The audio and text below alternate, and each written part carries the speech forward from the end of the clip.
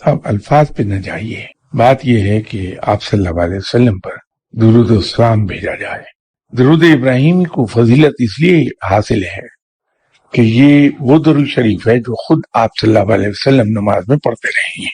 तो हम अगर इसी सुन्नत पर अमल कर लें कि जो दुरूद शरीफ आप सल्लल्लाहु अलैहि वसल्लम पढ़ते रहे वही हम पढ़ लें, कि ताला किन अल्फाज में आप सल्लल्लाहु अलैहि वसल्लम पर दुरूद सलाम भेजता है।